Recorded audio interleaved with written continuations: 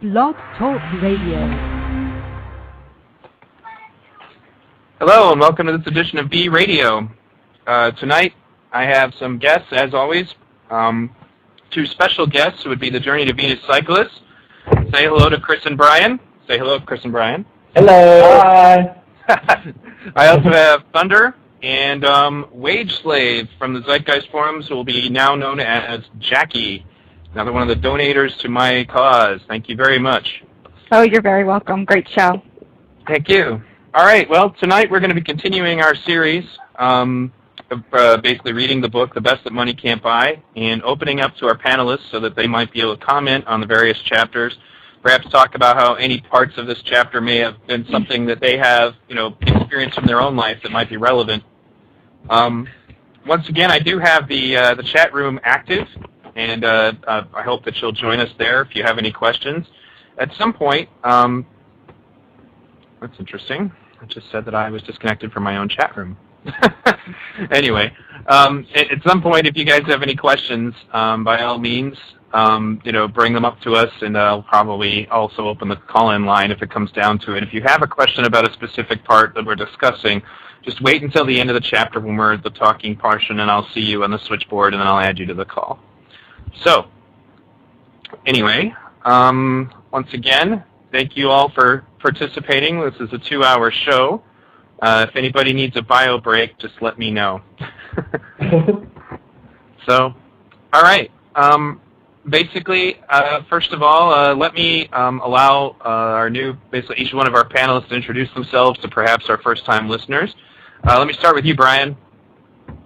Hello, my name is Brian, and I am one of the guys from JourneyToVenus.com who crossed the country from Los Angeles to Venus in the attempt to bring attention to the Venus Project. And now we've been down here in Venus for about a month helping out, enjoying our time here and learning lots of new and exciting things. And that's me. All right. Let me go ahead and have the other Journey to Venus cyclist introduce himself then. Hi, I'm Chris. I won't be as verbose. I just needed to use that word. I'm Chris Smart. Also rode my bike with Brian for most of the way across the country. We every now and then got a ride when we could. And we're here in Venus, helping with Roxanne and Jacques and having a blast. All right, Jackie, that brings it to being your turn. Please feel free to introduce yourself. Yeah, I'm Wage Slave of the forums. I've been a member, I guess, since mid-January, so about a month into the forums being open, and I'm really excited about tonight. I'm really excited about the movement. I have a little, very positive feeling about how it's going to go, and, I'm working here in New York with Folly 13. We're trying to put together a New York chapter website and get some New York chapter meetings going, so, I'm pretty busy, and then, I got some job things on the horizon that I'm hoping work out, so that'll really free me up to dedicate more time to this movement as well. So that's me. All right. Well, that would bring it to you, Thunder. Show us what you got. Who are you? Why are you here? All that other jazz. Well, most people know why I'm here. Everybody calls me Thunder. I have my own blog talk show now called TVP Radio. And, of course, I've been exposed to this for some time now. I work a lot with V on his shows and doing some editing and various things. We're working on getting the VTV channel going.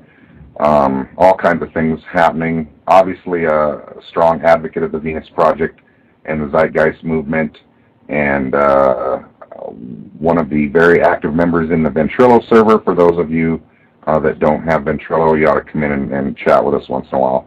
We're in there a lot. And other than that, I'm just here to lend whatever I can lend. All right, great. I'm going to ask the listeners who are in the chat room to comment on our sound quality. First of all, did me moving the fan help? You guys hearing me clear? No, you sound great. Excellent, excellent. Yeah. All right. Perfect. Well, I do want to mention one other thing I forgot. Go right ahead. I became a moderator today.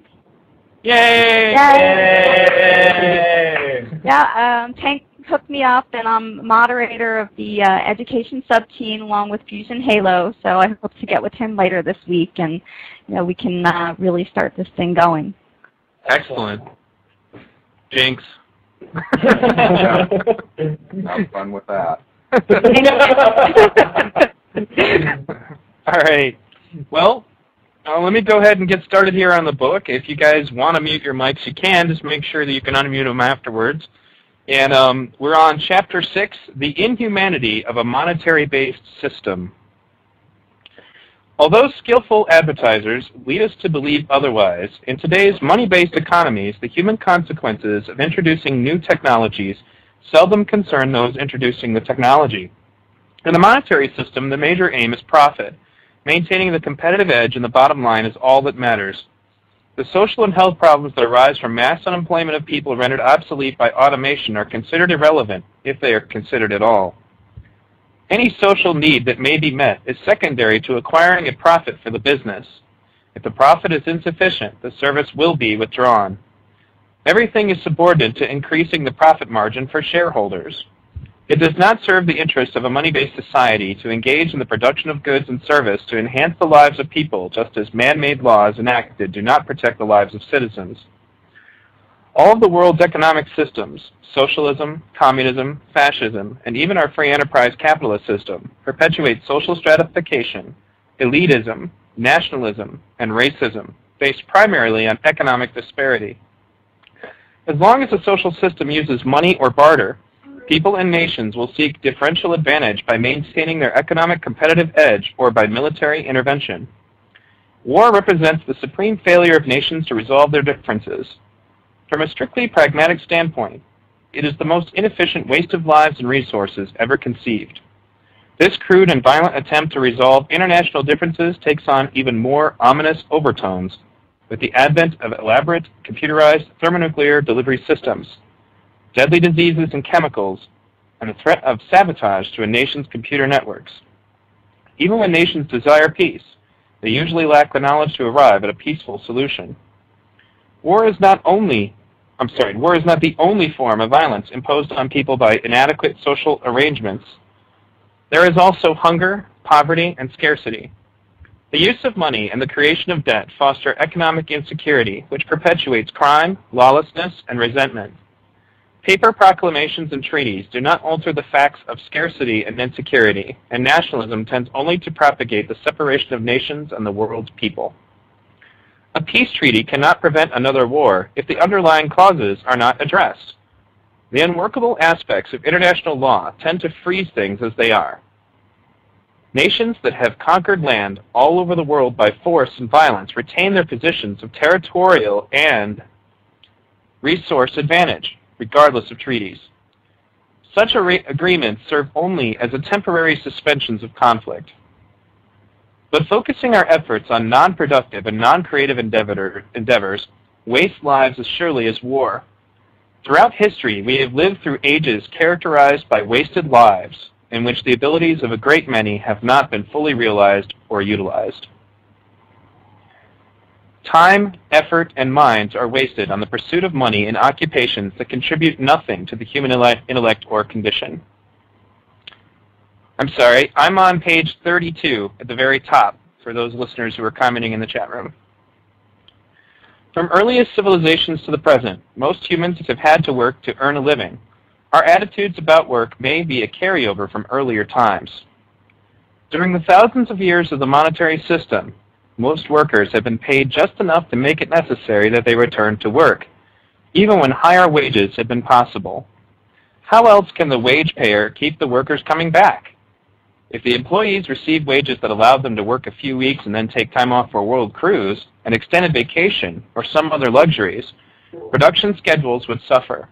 Even the highly educated and affluent who live in expensive homes and drive expensive cars have to appear at a place of work if they wish to maintain their standard of living. All of us, even top executives, are slaves of the monetary system. Most of us lack a meaningful existence. We stay at jobs we hate in order to buy more gadgets we don't need, or to build up earned time offs so we can escape from the reason we need a vacation in the first place. In the workaday world, many of us are frantically trying to stay afloat, making payments on cars, homes, and material possessions that enslave the body and mind in an endless attempt to secure our future. Although many take home more money today, inflation has decreased purchasing power for most people. We are caught up in the game of getting ahead without thinking about what or whom we're trying to get ahead of. Most of us do not take the time to think about our own lives and how we relate to one another, or to what and who we really are. Even those who achieve economic security are addicted to the media's image of personal success. When we achieve our first economic goal, we want more: the cabin cruiser, the vacation house, and the trip abroad. In the monetary world, even our dreams are rationed. We start off with, if only I could make a decent living. If we achieve that, we progress to, if only we had a little house in the country to get away to. If only we had a little house in the country to get away to, then we'd be happy. At each successive gain in this endless chain of dissatisfaction, we acquire more and more material wealth, but it's never enough to make us happy. We live in a world of unfulfilled dreams in which we never really come to know or understand what constitutes a meaningful life. Future people may view our phase of civilization as an age of intellectual and economic insufficiency. They may find it difficult to understand how we accepted aggression and competition as being normal. Some parents attempt to secure the future of their daughters and sons by having them marry into a secure position of wealth. This is a form of prostitution or selling to the highest bidder. In a monetary system, democracy is an illusion perpetuated to give the populace a feeling of participation in a so-called democratic process. In general, people nominated for public office are pre-selected by the power elite to serve the interests of the highest bidder. Political parties are an example. A single party representative runs against another party's single representative. The fantasy is that whichever one wins represents everyone in the election area, regardless of political party or philosophy. The country's actions and decisions are made by and for major corporations, financial interests, the wealthiest, and the military-industrial complex. As long as money and a monetary system prevail, true democracy will be nothing more than an illusion. We must stop constantly fighting for human rights and equal justice in an unjust system and start building a society where equal rights are an integral part of the design. As long as we remain in a monetary system, most people will never have the money to behave democratically. A person may desire a particular type of house and car, but lack the means to purchase it. How has this person benefited from the democratic process of the freedom to choose? Yet he claimed to have a democratic system that is the best government in the world. In actuality, we are only as free as our purchasing power permits. With money concentrated in the hands of so few, even this freedom is illusionary. Despite its title and treatment by the media, the Federal Reserve System that controls our currency is not an agency of the federal government run for the benefit of the public. Rather, the Fed is a private institution run solely by and for private profit. Even the amount in reserve is questionable. The Federal Reserve, a private institution deceptively named, has enormous influence over our government, its leaders, our personal savings accounts, and, to a large extent, how many of us will have jobs.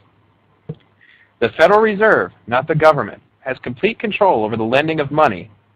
It sets interest rates, thereby wielding tremendous political influence. But the Federal Reserve System is not the only private institution that manipulates our economic system.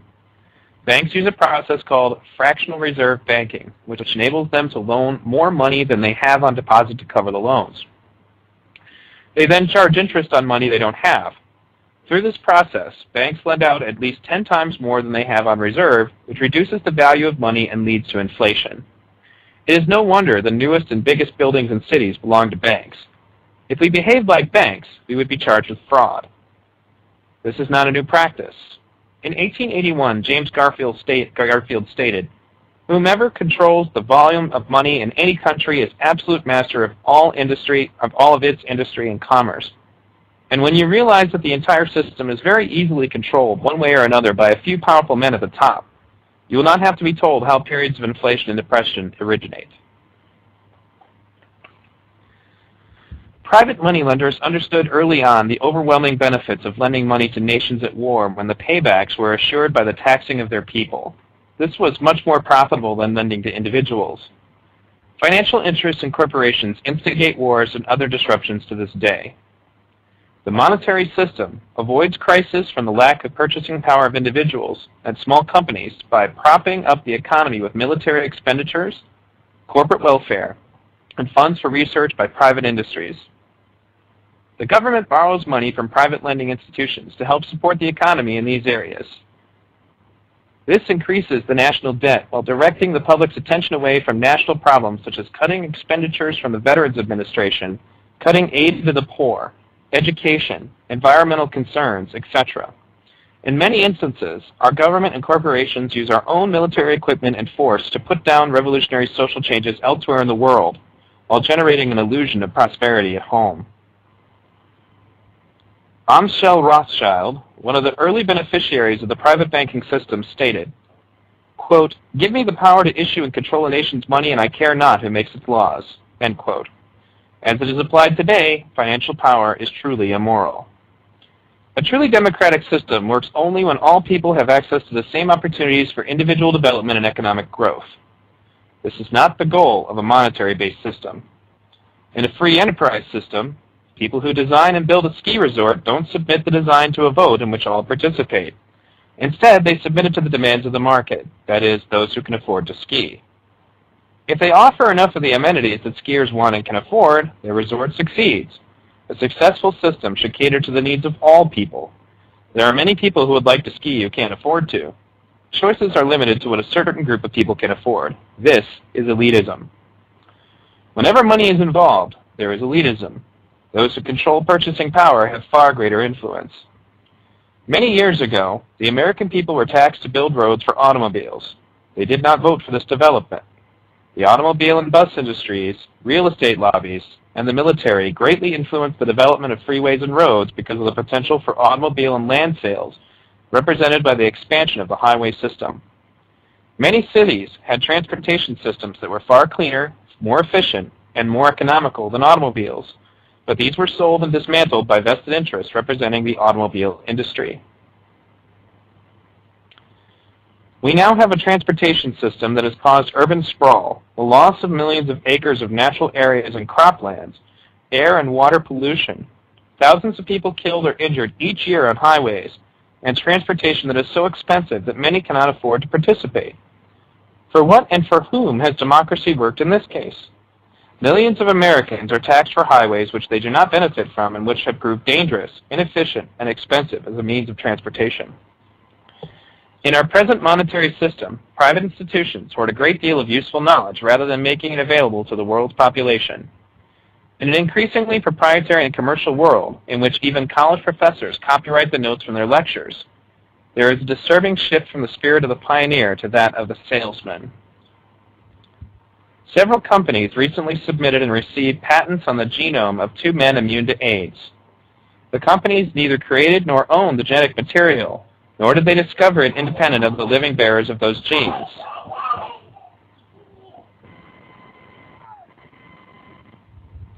But they acquired patents on genes in living humans. Is this democracy in action? At this writing, one of the men has threatened legal action. Rather than elevating the human condition, the scientist increasingly morphs into the businessman, auctioning his benefits to the highest bidder. For this reason, much new technology is in the control of private institutions rather than in the public domain. Many heroes from the past are honored for their self-sacrifice in an attempt to make the world a better place. Thousands have sacrificed their lives and others have been tortured and imprisoned during their attempts to better the lives of others. These people often acted as they did without thought for monetary rewards. The big lie perpetuated by those in control of the monetary system is that only competition generates incentive. This system is said to provide employment and incentive, but it also produces greed, corruption, crime, embezzlement, etc. For centuries, governments have directly and indirectly programmed their subjects with the value systems that perpetuate their control. They have used the human mind as a dumping ground for their own values and concepts, and encouraged behavior patterns that generate feelings of guilt at any departure from the values of the established system. At the same time, these control groups have stifled the development of individuality by fostering compliant populations who lack the information and insight to question quote, where exactly do my values come from, end quote. The monetary system places a tremendous unnecessary strain on available resources and denies the benefits of mass production to countless millions of people. In a monetary-based society, profit depends on maintaining an artificial scarcity of goods and services and/or the conscious withdrawal of efficiency. Rather than designing automobiles to last for many years, manufacturers waste tremendous amounts of energy retooling for yearly changes to compete for market share with others producing machines that serve exactly the same function. A recent military survey of commercial catalogs identified over 300 types of wrenches, differing so slightly that they were interchangeable. While a wrench is a useful tool, what purpose is served by over 300 minimally varying models? Tremendous waste of materials and resources comes from each company doing unnecessary and redundant paperwork, advertising, manufacturing, etc. Another example can be seen when someone addresses the nation on television. The viewer will see dozens of different microphones, each representing a competing media group, when only one or two necessary to report the event throughout the world. Consider also the fashion industry, where clothing is constantly changed in order to induce people to purchase the newest, latest fads. In the United States, during periods of price wars, milk and other agricultural products were destroyed to maintain higher price levels. Where is the outrage? We buy into the virtue of work while we allow its products to be destroyed. Equally damaging is planned obsolescence, where industries deliberately create products that break and require replacement or unnecessary repairs. In the aircraft industry, sales of large transport aircraft are not the major source of profit. Large profits come from the maintenance and the replacement of parts. This is particularly so in the military with its dependence on the market. Vendor changes affect cost far more changes in the mission. During World War II, many anti-aircraft guns and armaments were manufactured with parts that were not interchangeable. The parts from one company would not fit the guns of another. Today, Congress pushes the Defense Department to save money by purchasing commercial off-the-shelf equipment. On the surface, buying already available equipment rather than developing military-specific equipment appears sensible. But military equipment must be interoperable as well as supportable all over the world, in environments that commercial equipment seldom encounters. Personal computers sent with troops for Desert Storm, for example, failed by the hundreds because of excessive heat and sand encountered in Kuwait. Instead of buying parts for a single model, the military now must accommodate multiple vendors and their equipment, parts, and tools. Our tax money flows far outside government channels. This should surprise no one. A review of the annual defense budget finds numerous examples of congressionally mandated purchases of equipment and services that are of no use to the military. So in addition to your personally buying goods that keep companies in business, your taxes go to them as well. Over a half-century ago, the United States Electric Company gave its dynamic inventor, Hiram Maxim, a $20,000 annual life pension and exiled him to England. They needed to get rid of him because he kept inventing improvements. His creative ability made their equipment obsolete before they had time to pay for it. Unfortunately for the U.S., Maxim produced some of his greatest inventions in England. At the same time he was being knighted for outstanding accomplishments, the United States Electric Light Company was going out of business. Today in Japan, the shelf life of electronic equipment before obsolescence is approximately 3 months. A money system has existed for centuries and, whether we realize it or not, has always been used to control the behavior of those with limited purchasing power. Money has no influence where resources and access are not limited. It is only when resources are scarce that a monetary or barter system can function. In other words, if a person wants goods and services, he or she is obliged to submit to the control of others. When a person goes to work in industry today, he or she enters a private dictatorship from the moment they punch the time clock to the time they leave the premises. We are long overdue for a serious examination and radical overhaul of our economic system and ideologies. Attempting to find solutions to the monumental problems within our present society will only serve as a temporary patchwork, prolonging an obsolete system. Our competitive monetary system did not give us a high standard of living in the United States. Our advantages came from being isolated from hostile neighboring countries, our wide range of natural resources, our fertile land, and the many contributions of inventors and engineers who developed our production technology. Well, that's the end of Chapter 6. Now I'm going to call on my panelists. Let's go ahead now. Jackie, are you there? Yeah, I'm here. Did you have any comments about that chapter? Oh, it's a great chapter, and you know what I really like about Fresco and his book is he really, you know, knows how to condense it all and put all the information there where it's understandable. And you know, the whole chapter is pretty much dedicated in explaining, you know, to me, you know, how the monetary system really is stifling our development as a species. I mean, we're creating this tremendous waste that we don't really need for the demands of just, you know, buying and throwing away, buying and throwing away. And, you know, it's not sustainable. I mean, it doesn't go into that in this particular chapter, but, you know, we all realize that this is not sustainable in any way, shape, or form. There's no way the human population can continue to increase and live this way and sustain itself for another 1,000 years, or maybe not even another 100 years. So, you know, I think, this is a very important chapter to really understand and be able to explain to other people, because, you know, we are in a society that's basically stifling our technological development. Well, I certainly can't disagree with that. Chris and Brian, did you have a comment? I mean, you know, I think one of the phrases that, you know, I've heard Jacques say before, and that I really love from this chapter is that, you know, when someone goes to work in any industry today, they enter a private dictatorship from the moment they punch the time clock to the time they leave the premises. You know, prior to going on this bicycle trip, I worked a job that, you know, I was working 60 to 80 hours a week, and, you know, I would get to these places in my life during the day that it was like, what am I doing? I have absolutely no control over my own life. I mean, really even over the things that I'm thinking, because it's so consumed by this job that 99% of the time I don't even enjoy, but I'm just doing it because I have to in order to sustain my life. You know, and I think that's the thing that is a message that is so powerful, that is so important to get out there, because I think, you know, a lot of people who have these jobs, you know, or, I mean, everyone who has a job, but these people who really, it's the number one focus in their life and the thing that really controls their life the most, if they kind of just step back and look at it from an outside perspective, I think the realization that it really is slavery. I mean, that's all it is. It's being forced to do something that you don't want to do in order to survive. And I think that is, I mean, we all know that that's just a byproduct of a monetary system, but, you know, it's just so unfortunate that it's something that we all willingly accept every day. Go ahead.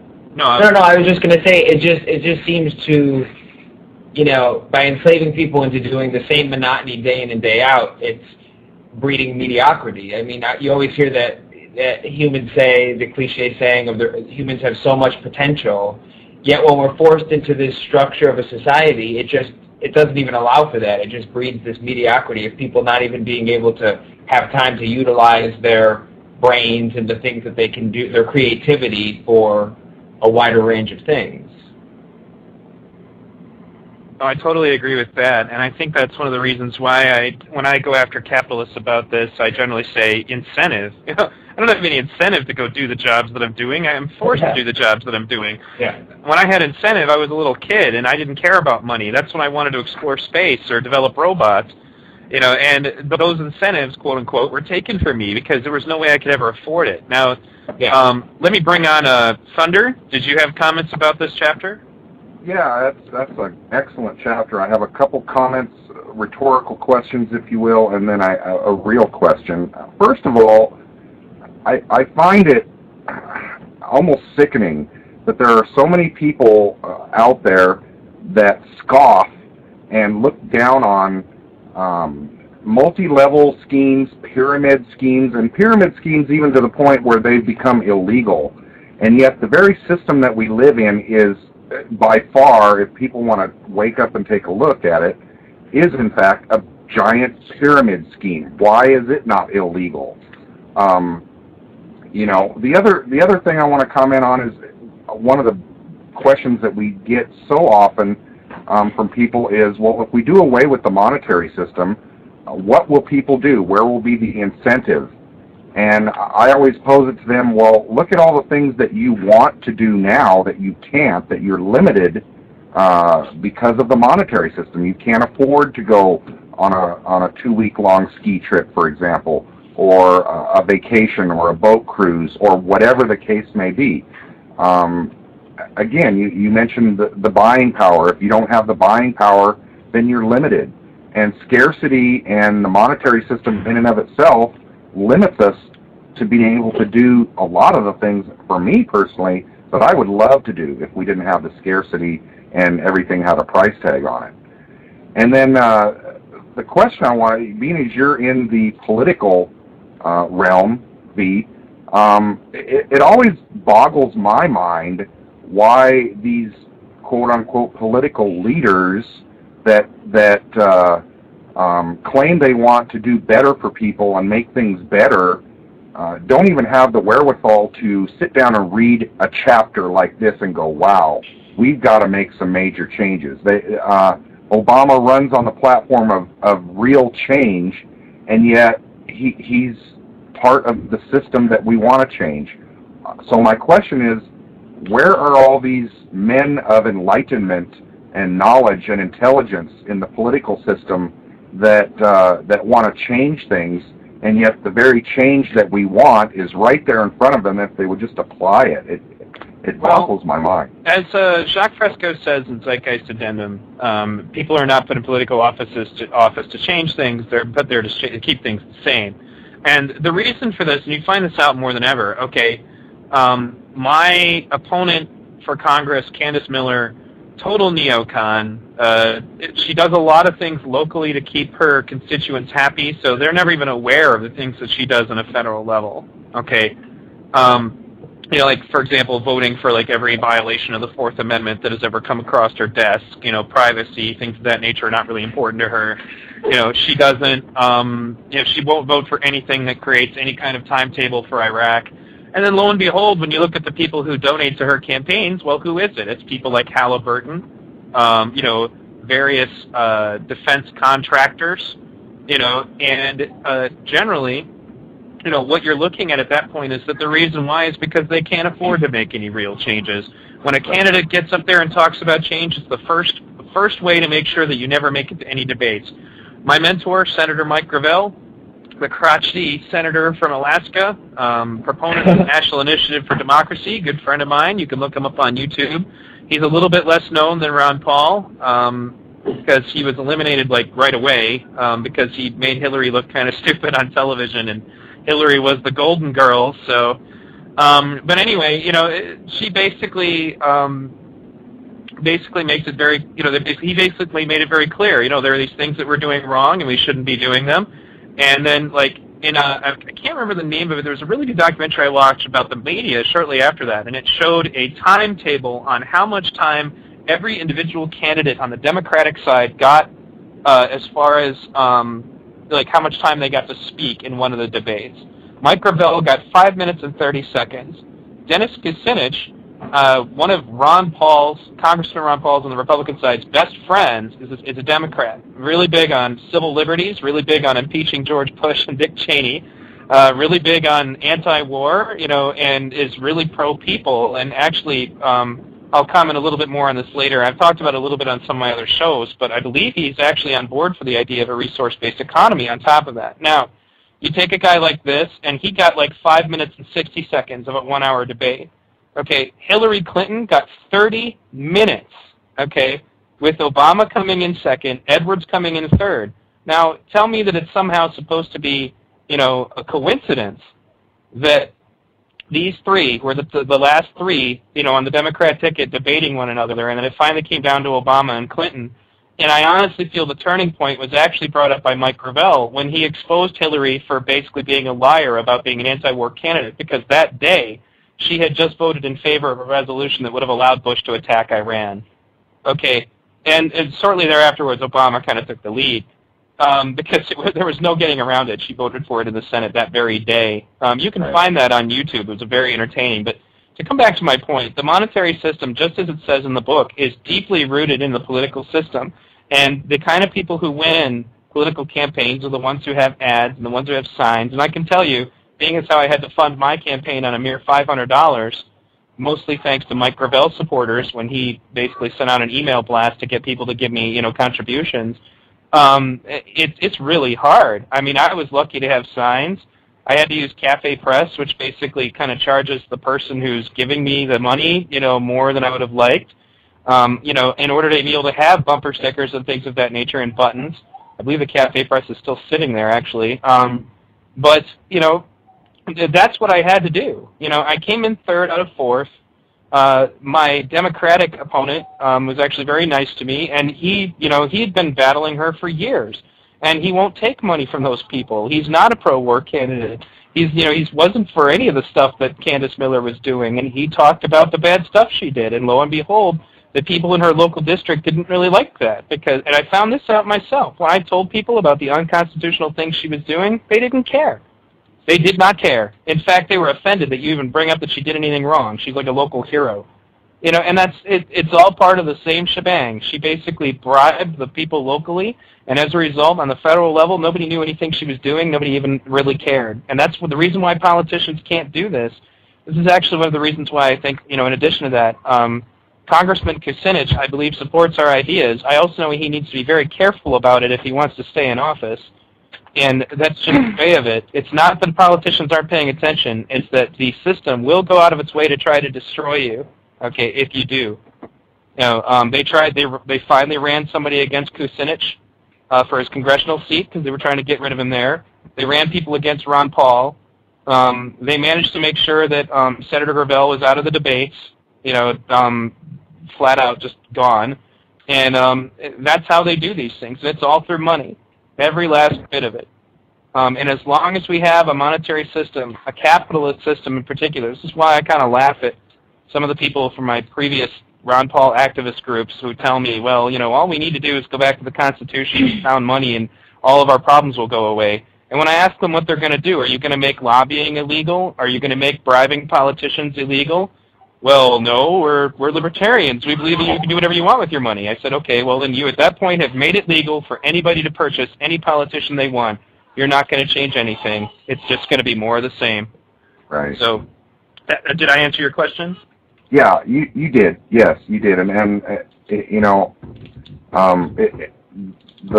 soundbite that keeps coming up in my mind it was by George Carlin, where, he says, when you raise selfish, ignorant children, they grow up to be selfish, ignorant leaders, and that's what we get. Garbage in, garbage out. That's very true. And in addition to that, if you want to listen to some really good George Carlin, ironically, it actually comes from a Ron Paul video. It's I think it was like Ron Paul Who Owns You or something. You can Google it. It'll end up showing up on YouTube. And the funny thing is that the whole video is actually very anti-capitalist. He comes out straight out and just says, there are people who own you. You don't have politicians. Politicians are irrelevant.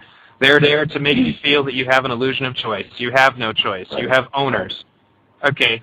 And so anyway, that was basically it on that. I mean, now if I'm going to go on to my own comments about the specific subject, the various things that he talks about, the fashion industry, the ability of the monetary system to convince people to buy things that they don't need. I watched another very good documentary about this subject, and it basically talked about how they managed to get women to smoke cigarettes. A long time ago, it was considered very gauche for a woman to smoke cigarettes. Okay. And so essentially they hired a psychologist, one of Freud's relatives actually, to try to figure out a way to create an ad campaign or do something that would get women to smoke cigarettes. So they basically staged a protest that made it look like these women were trying to smoke to appear to be independent, to appear to be somehow stronger women by smoking, even though all the women who were doing this protest were paid to do it. It was just a stunt. And lo and behold, all of a sudden, the cigarette industry has new customers in the form of women. Okay, my mother died of lung cancer, so So you can probably imagine I wasn't too happy about that when I learned about it. Just things like that, like we talk about war profiteers, how they manipulate the government to, make sure that there are wars because wars are profitable.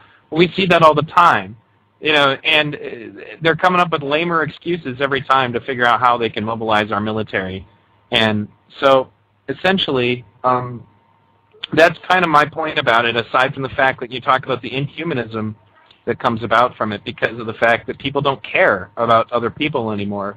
You need to think of what kind of person it takes to sign an order to lay off 100,000 workers just in time for the holidays to maximize holiday profits. That same guy who just, with the stroke of a pen, ruined 100,000 Christmases is now going to go and buy his, kid a new jet ski or maybe buy himself a new yacht, and it doesn't even matter to him. He doesn't care about it. That's an example of where the monetary system takes you. And I don't think that sound money going to the gold standard or any of that is going to fix this. The system is broken. And the only thing that's consistent about it is that it continues to break itself. People talk about, well, if we just got rid of the Federal Reserve and went to totally sound money, everything would be fine. And then I would say, oh, you mean if we got rid of the Federal Reserve again? As in again? Because it just keeps happening. Over and over again. You watch the movie The Money Masters. It's like 3 hours long, and by the time you're finished with it, you'll see that this concept of unsound money just repeats itself over and over again. And if we get rid of this Federal Reserve, we're just going to be dealing with another one in 3 generations. You need to get rid of the money, period. The concept of it, the idea that, people have the ability to hold themselves, hold things that are required for, living, to themselves so that they can somehow profit from it is just something that we need to outgrow. We need to get beyond it. And not only just because of the fact that it's immoral, but because of the fact that it's impractical. We can only do it for so much longer. There's a finite amount of resources on this planet, and just between you and I don't really feel that I trust this capitalist system to adequately and fairly distribute these resources. As soon as somebody got their hands on something that everybody needed to survive, and then tried to defend their rights to, essentially to force other people to pay them for it, it wouldn't, I've already seen the foundations laid for that when I was trying to talk to people. This is one more thing I'm going to bring up. One of the former Ron Paulites that I talked to when he was arguing with me about the Venus Project, he looks it over and the first thing he says is, there's no way to better yourself in this system. I was like, what? He's like, yeah, there's no way to better yourself. You can't, what if I want to buy a Lear jet? And I was like, why does a Lear jet make you a better person? We've so been ingrained with the idea that our monetary acquisition is somehow a measurement of who we are or of what kind of quality we are as a person. And I pointed out to him this, and he did finally give me a touche point in that I said, okay, so when a guy, enslaves people in India so that he can afford to buy his Lear jet, or lays off 500,000 workers he doesn't really have to so he can buy his Lear jet, has he bettered himself? Has he improved himself as a human being at that point? Honestly, the only thing that's stopping me from bettering myself is that I can't afford an education. I can't afford to go any further than I am. And to be honest, especially here in Michigan, education isn't even really the solution anymore. We're getting to the point where it doesn't help. You're going to get out of college and find yourself just as unemployed. I have a lot of friends who are unemployed or working at 7-Elevens and gas stations and places like that, who basically, they went through college for nothing, essentially. So right, and another, I want right on that point, I wanted to coin another phrase from George Carlin where he says, we've gone from love is all you need to he who dies with the most toys wins. How sick is that? That's absolutely right. Now, did you have any further comments, Jackie? I got lost between the chat and the conversation. So okay, no problem. I heard you clearing your throat a lot. I was afraid I was talking too much. Anything further from Chris and Brian? No, I'm right here with you. I think it's interesting. We were former Ron Paul supporters ourselves, and then we were introduced to the Venus Project, and it kind of changed our entire perspective in a lot of ways. But I find it interesting that that individual commented with that. It seems that being here at the Venus Project and seeing, a lot of the emails that come in here every day, a lot of people who are even really interested in this direction and have actually spent time learning something about it, there still seems to be a pattern of people asking questions with the assumption that the mindset and the values of today will still exist in a Venus Project type future, in a resource-based society. And I mean, it's really, they ask all these questions that it's all about, who will make decisions, and what if people want the bigger house or want the more cars, and, it's all based on this mindset and the value system that we have today. And that's one of the things that, we think is so important to get out there is that sort of value system shift that will have to take place in order for a resource-based system to exist. I mean, we will all be thinking completely different if we were in a resource-based system other than a monetary system. Well, and I think we'd all be thinking very different if people understood that it was environment that caused people to behave the way they do. If people really understood that was the truth, they would start saying things differently, because people tend to make the excuse that, oh, well, humans are just greedy, and oh, well, humans are just selfish, and all of these things. And it's like, well, I believe first they have to be convinced that the truth is these are just byproducts of the monetary system, like being greedy and feeling this insecurity that you're not going to have something in a week or in a month. Well, if that security was there, that you would always have the food to get to, and there would always be, because everybody on the earth was being considerate of all the well-being of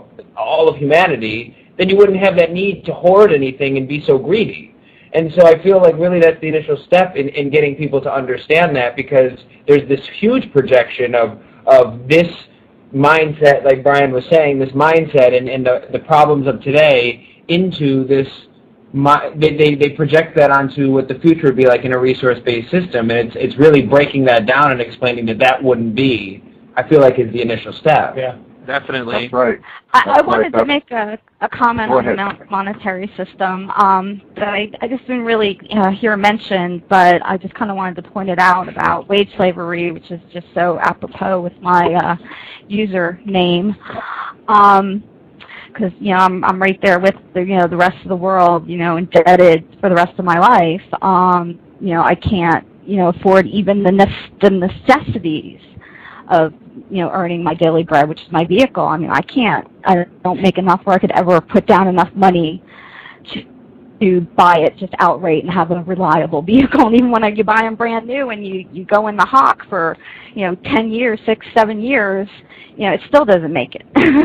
So no, that's definitely right. And because of the planned obsolescence, just to further add to your point, then I'll shut up. But my point about the monetary system is that what it does is it breeds a sense of indebtedness and obligation in people. Because honestly, I mean, to me, and for a lot of people out there, I mean, unless you're like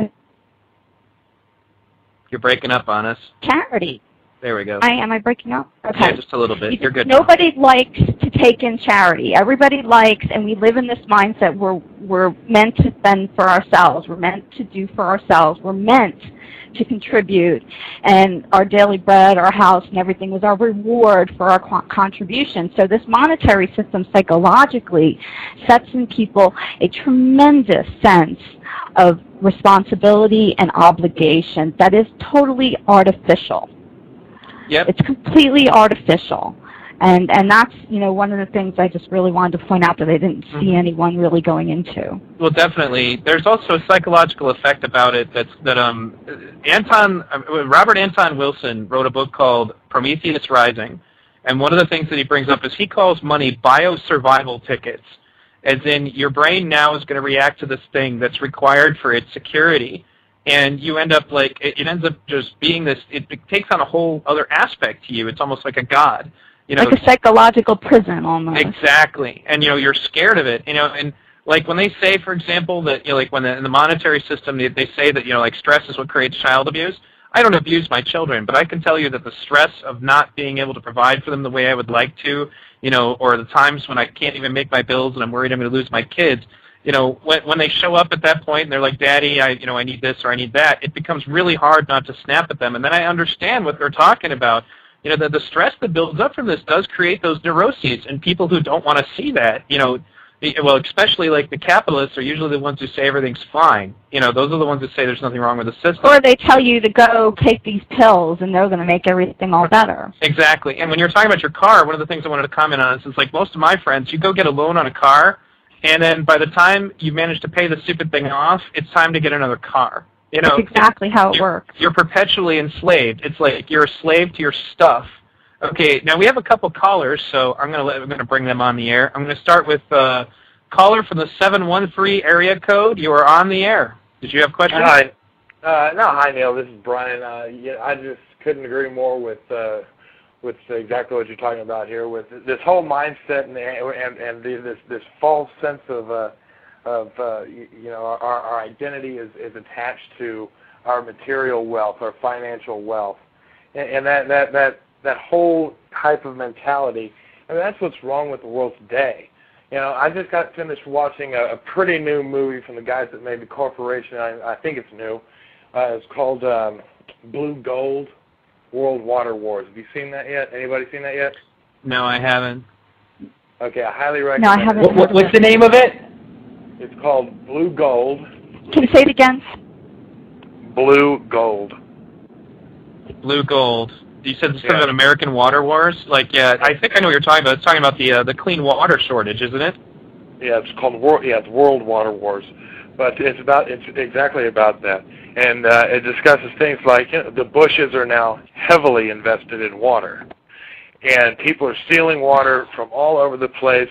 And in the process, not only are they destroying, people and societies, but by damming up the waters and by not letting the natural flow of rivers take its natural course, we are desertifying the earth, and it can be fixed with proper technology. I think what we have to do in order to fix the world. Here's another crux of the monetary system. What we have to do in order to fix the world cannot be done in a monetary system. It would cost too much. It's monetarily impossible to fix the problems. So okay. I think that's another thing that we should recognize. I'm sorry? I totally agree with that, and not only that, but these water wars, this is a really, really big and serious issue. I mean, I didn't see that particular movie, but I saw Flow, For the Love of Water, and I mean, we're talking about being wage slaves now. Wait till they control the water. Now we're water slaves. That's something it's life or death. That was something that was brought up in Addendum, was that, the more they pollute, the more money they make, really, having to be able to provide solutions. Really important that we as individuals, as human beings, need to fight and stand. You cannot privatize water. I mean, you were talking about people's survival. Well, on a fundamental level. Well, I don't know where y'all live. I'm in Houston, Texas. And in Atlanta, Georgia, see, the water in Houston, Texas is privatized by Suez, a French company, a French corporation. I didn't know that. Okay? So, but all of the water in the United States is privatized generally to the main corporations in this whole water business are French. But for instance, in Atlanta, Georgia, they have to boil the water, the tap water, because of the bacteria and all that stuff. It's in the tap water, and it's privatized. You're paying for it, and it's not water. Even clean. Well, what I'm talking about is all these things that we're talking about, like Bechtel in Bolivia, and what's happening in these third world nations. It's not just third world nations. It's right here. If you live in America, it's right here at home, and it's in every city. And then we have the whole fluoridation of the water problem, and if you've looked into that, I mean, it's just ridiculous. Right. This whole putting fluoride in water. The main compound in Prozac are fluoride compounds. Rat poison. The fact that rat poison. The Russians gave it to their prisoners in Siberia, and the Nazis gave it to the prisoners in the internment camps to make them docile. More docile. Yep, more docile. Yeah. Exactly. All right, Brian, I'm going to take my other caller here. Thank you for calling in. Go ahead and make your last statement. Well, I just think it's important for people to not just be educated with the Zeitgeist movies, but to be educated, to these. There are a lot of other documentaries that are very well made, and the problem is so incredibly serious that it needs the attention of everybody. So no, I definitely think this movement needs to address that problem and needs to join in with a lot of the other groups. Yes, definitely. And also, I mean, just to comment on that, I'm going to take a moment to plug this, but I will be doing VTV again. That's actually where my name comes from. When I was part of the Ron Paul movement, I did a video show actually using Justin TV and Mogulus and similar things, and I will be doing that again. Actually, I'm going to be I'm going to try to set up a schedule, tell people ahead of time, and I'm going to be playing really important documentaries. And I'm going to open the phone lines to see if people want to call in and comment and talk about it. There'll be a chat room attached, just like there is here for Blog Talk. So be sure to look on the Zeitgeist forums for future episodes of VTV. And thank you, Brian. I'm going to take our other caller. Thank you for calling in. Thanks. Okay, caller. It says 111, which leads me to the conclusion that you're on a Skype phone. You're on the air. Yes. Can you hear me? Yes, we can. Yeah, I'm really enjoying what I'm hearing. However, I'd like to pose a question. It seems that we have a heck of an obstacle to overcome. I mean, there's a mindset in the world that this system that we're living in is the only system that works. And, of course, there are a percentage such as ourselves of people that know that this percentage is bound and doomed to fail, which it is. It's failing as we're talking.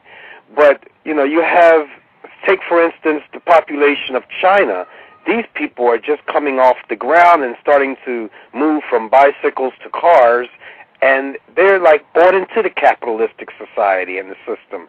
And I just see this as a heck of an obstacle. Not to mention those people who would pull the strings to this system, such as those that go to Bilderberg meetings and Bohemian Groves and these type of secret meetings where they get together and they decide the future of the planet or the future of mankind. They are not only maniacal and psychotic, but they're murderous. And I see these people as not willing and wanting to step aside so easily. So my question kind of hinders on, I'm get on it in the chat room, and I'm just wondering how much of spinning our wheels are we doing? I mean, this is definitely what is needed, but I think there's a heck of an education process that has to be overcome. We have to overcome the mainstream media, not to mention those that would be called our leaders, our political leaders. I mean, there's a heck of a cavern there to jump over. Well, let me field some of this, being as I'm a spokesman for the Venus Project. Okay, the first thing you need to understand is that Mr. Fresco believes that the system is going to fail. Okay, he believes that generally that's what the next step is. He believes that the United States is probably going to go to fascism.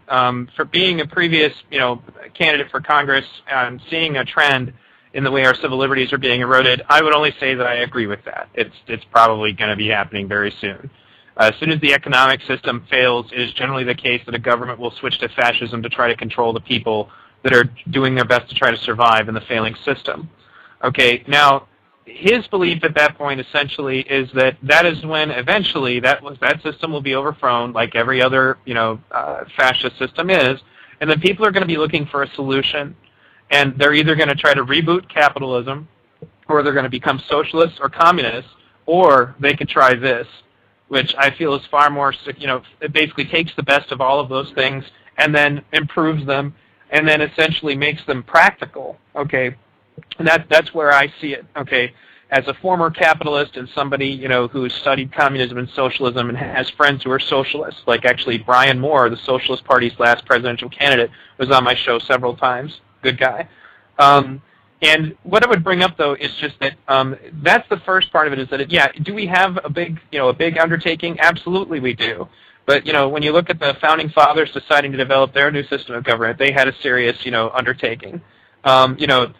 there were other people, who've had to do the same thing. The only difference is that we are essentially trying to create, a revolution of consciousness. We are trying to, encourage people to understand that these scientific options are there. That is why I suggest, for example, I started a thread on the Zeitgeist forums. I strongly advise you check it out because sadly it didn't really get a lot of views. Only like 50 people looked at it.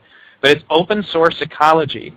There is a group in Europe right now that is building a sustainable society, and basically they want to create it so that if you have $10,000, you can take care of 30 people indefinitely.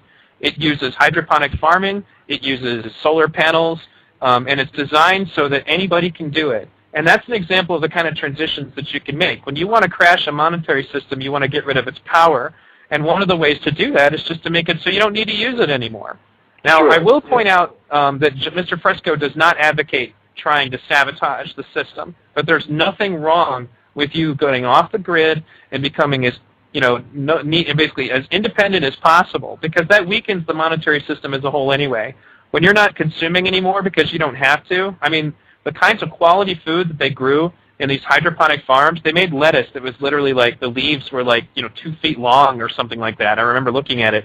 And I don't even, lettuce is not my favorite thing, but I looked at it. It just looked so vibrant and alive. It was just, beautiful lettuce. It sounds silly, but I was like, man, and they took that to a farm meeting and they sold it. They just sold out on it because everybody wanted their lettuce. They basically have a system that allows them to participate in the capitalist system as little as possible to be able to sustain themselves and then eventually just get out of it entirely. There are ways to do it. And is it a huge undertaking? Absolutely it is. Will the people in power not want to give up their power? You're right, they won't. But we can get rid of that power if we make ourselves independent of what they have over us. Right now, the reason they have so much power over you is that if you don't have a job, you can't take care of yourself. Okay, that's right. And if you create a system where you stop spending your money on the crap that they convince you to spend it on, okay, people spend entirely too much time, watching American Idol and other stuff. And they basically don't spend any time thinking about how to take care of themselves. And unfortunately, the system is not going to be able to sustain the American lifestyle for much longer. You're either going to be third world, you could live like the Amish, really low tech, or you can use technology to make yourself independent, one household at a time, and maybe eventually into smaller communities, and maybe eventually into whole cities. That's the way that you could do it. Do we know that there's going to be trouble? Yeah, there's going to be trouble, but we've got to try. We've really got to try. I think what the points you made were very clear, and it's also encouraging that there is a community like that in Europe. I'm wondering if we've got any communities like that in America, and if there's the possibility of even creating or starting something like that in the near future. Mm-hmm. I totally agree. And I hope that we answered your question adequately. Did anybody else have anything they wanted to add to that? Yeah, I actually did. I think that I agree that the task that we have as far as, overcoming the power elite and the mainstream media, and both, which really all of it goes back to the power elite. The greatest arsenal that we have is that the system as we know it is starting to crash. I mean, it's falling apart around us on a global level. And, Jacques Fresco has been saying for decades now that is exactly what's going to lead to this kind of a shift. And here we are witnessing it firsthand. I think what would have been impossible 10 years ago to overcome, the power elite is becoming more and more possible every day. And that's why I don't think it's just spinning our wheels, because as long as we're out there educating people, I think that this system is going to crash in such a way that people are going to eventually, on a massive level, be out there searching for something new and different. And I think that's exactly what this is all about. I totally agree. Did you have anything to add, Thunder? No, you guys are doing such a fantastic job. I'm actually enjoying listening more than talking, which, when I get on a rant, I get off and go running. No, I'm enjoying listening to you guys. All have valid points, and I have nothing to add at this point. Okay. Anything further from you, Jack? I agree with a lot of what VTV said, and Brian, and the only thing I wanted to add that you really kind of need to stress to people is just because this is the only system we know, it doesn't mean it's the only system that works. And honestly, if you really get people to look at it and evaluate it and analyze it, I mean, the question is it working? I mean, it's not. I mean, we see it's rampant with corruption. It's rampant with problems. So just because it's the only system we know, it's not necessarily mean it works. I gotta go. Hold on. No problem. And actually that brings me back to something when it comes to the illusion of freedom that Mr. Fresco talks about in his book. You think that you're free if you have your freedom to spend your money any way you want, et cetera, et cetera. And capitalists actually think of people like us as being people that are taking the freedom away. But the fact of the matter is that the monetary system guarantees that you are in some way enslaved to somebody else. There's no other way around it. He really hit it home in Zeitgeist Addendum when he said, the moment you punch that clock, you walk into a dictatorship. And I think that people from all sides of this really need to look at it. I mean, also the issue of like eliminating labor. This is something that the communists never grasped, was that you can't expect that the system's going to work, that everybody's just going to donate their time just because that doesn't work either. I mean, it will if there's a sustainable end to it. I'm sure that people will be interested in that. But, the communist system has its own problems. The socialist system has its own problems. And they all pretty much, amount to the fact, like the socialist system depends on the taxing the people. If your monetary system is crumbling, then you can't afford to pay for the socialist programs. And essentially, the whole thing crumbles down. If you have money, if you have an attitude that allows you to think that you should exchange resources in a limited fashion and that people should not be, people should not be entitled to be able to survive, you're inevitably going to end up with people like this. And the funny thing is they'll tell you that it's fair. The capitalists tell you that this is the most fair way to do it. Let's have 40%, basically, like, what was it, like 5%? They talk about it in Zeitgeist. Of the people in the world have 40% of the world's wealth. Explain to me how that's fair. That doesn't make any sense at all. And so essentially, that's basically my major point about that. And I think that we've done really great on this chapter. And I'm going to, once again, thank you, caller, for calling in. I see that you're no longer on the switchboard now. And once again, to our listeners, we do have a chat room that is open. And in addition to that, you can call at 347-945-7747. That's 347-945-7747. If you have any questions or comments about the book that we're reading, I'm going to be continuing my reading here in just a second. You'll have to give me a moment. And then we will get started again, and we'll be back to our discussion. I want to thank everybody again for listening, and I want to point out that V-Radio is still accepting donations for next month. Things are really, really limited around here, so I'm doing my best to keep everything going. I know that this sounds pretty pathetic, but the reality of the matter is if I didn't get donations last month, I wouldn't even be on the Internet to do the work that I'm doing right now. So that's essentially, if you guys want to donate to it, I believe there's a link to it provided in the description of the show. There's also a link to my chip-in on my MySpace, and if you happen to be a Venus Project or Zeitgeist fan, do not hesitate to add me to your MySpace. So give me just a second, and we will get started again.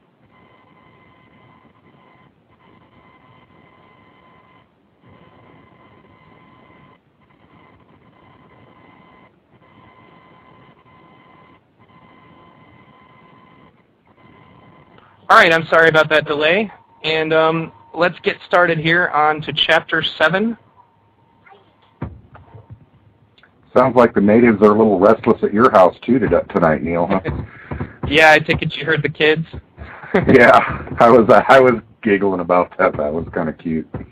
Yeah, they tend to run up and down the hallway quite a bit, whenever they're upset about anything, for example. But I used to joke around about that, actually, because anytime you send my daughter to her room, she insists on running the whole way. And I have this really long hallway down the middle of my home, and we were thinking, we could get her to be a great track star if we were to say to put like a treadmill under the floor and just send her to her room. She'd be working on that for a few hours. But okay. All right, everybody. We're going to start back to Chapter 7, When Money Becomes Irrelevant. In this chapter, we discuss a straightforward approach to the redesign of culture, in which war, poverty, hunger, debt, and human suffering are viewed as not only avoidable, but totally unacceptable. This new social design seeks to eliminate the underlying causes of our problems, but they can't be eliminated within the framework of the present monetary and political establishment. The major corporation's first concern is profit. This narrow concern will ultimately result in the demise of our economic system. If the monetary system continues, we face ever-increasing technological unemployment as seen in downsizing. We need fewer people with greater skills to support production. Everyone else becomes irrelevant except as consumers. It is only a matter of time before automation replaces people in almost all areas, resulting in a lack of purchasing power to buy the goods turned out. Even in an expanding market, this will bring about massive and unmanageable problems. During the 1930s, at the height of the Great Depression, the Roosevelt administration enacted new legislation designed to minimize revolutionary tendencies and to address unemployment by providing jobs through the WPA, CC camps, NRA, transient camps, and federal arts projects. Ultimately, however, it was World War II that pulled the U.S. out of the worldwide recession. If we permit current conditions to take their course, we will soon be faced with another international recession of even greater magnitude.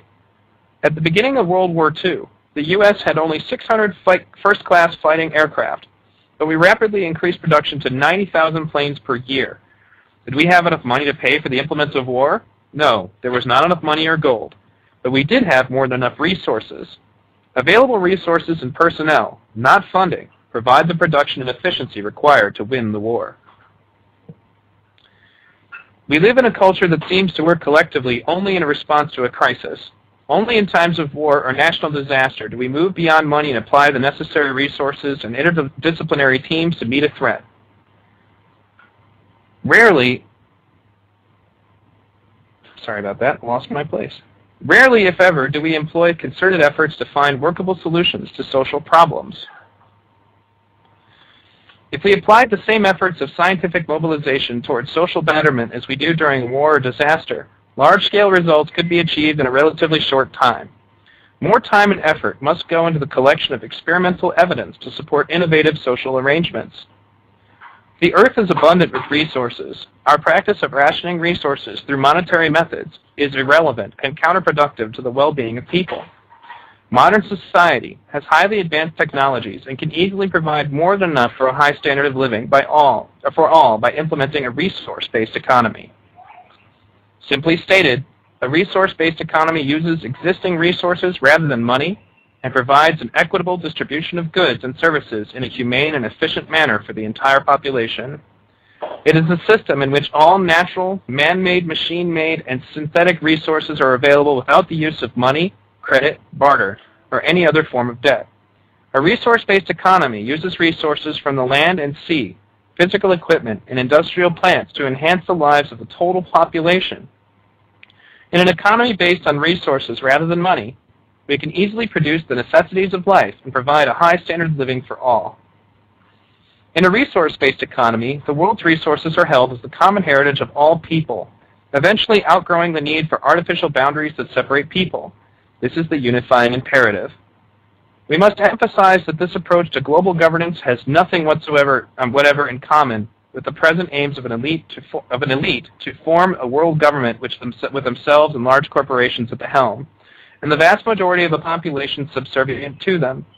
Our vision of globalization empowers each person on the planet to be the best they can be and to not live in subjugation to a corporate governing body. All social systems, regardless of political philosophy, religious beliefs, or social customs, ultimately depend upon natural resources, including clean air and water, arable land, and the technology and personnel to maintain a high standard of living. This can be accomplished through the intelligent and humane application of science and technology. The real wealth of any nation lies in its developed and potential resources, and the people who work toward the elimination of scarcity and the creation of a more humane society. The use of large-scale computer-based systems will assist in defining the parameters of a resource-based economy, and all construction projects will conform to environmental requirements. Over-exploitation will be unnecessary and surpassed. As of this writing, NASA has announced the use of a powerful parallel supercomputer to evaluate the global impact of national and human-induced activities on climate. A resource-based economy would use technology to overcome scarce resources and utilize renewable sources of energy. It would computerize and automate manufacturing and inventory and design safe, energy-efficient cities which provide universal health care and a better education. It would generate a new incentive system based on human and environmental concerns. Unfortunately, science and technology have been diverted from these ends for reasons of self-interest and monetary gain through the planned obsolescence, sometimes referred to as conscious withdrawal of efficiency.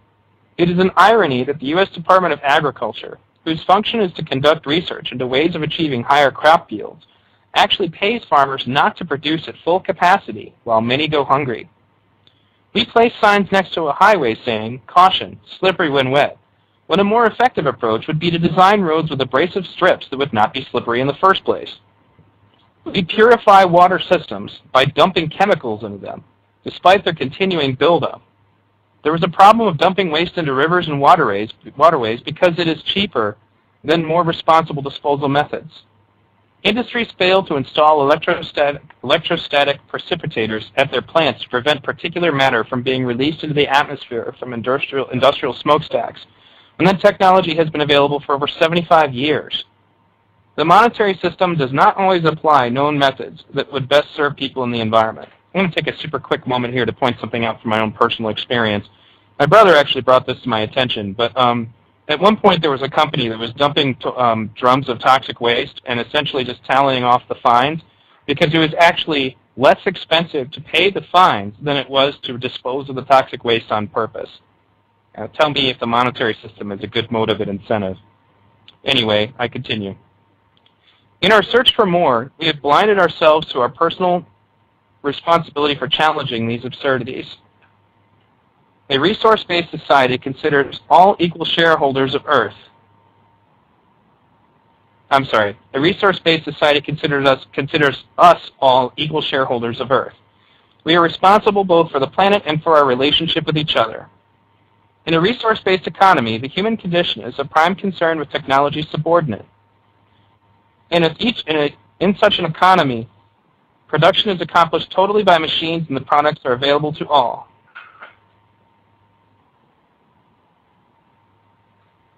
Sorry about that, folks. My Skype is also my actual phone. Now, where was I at? Okay. These people are persistent. Hold on just a second.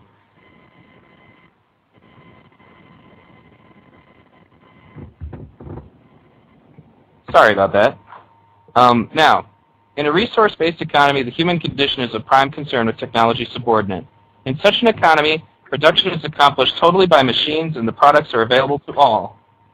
The concepts of work and earning a living become irrelevant. The focus is on having a life in a money economy when the human consequences of automation are neglected. It renders the advance of science and technology meaningless except to a select few. To better understand a resource-based economy, consider this.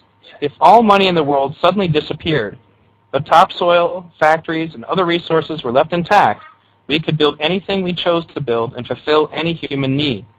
It is not money that people need, but access to the necessities of life without having to appeal to a government bureaucracy or any other agency.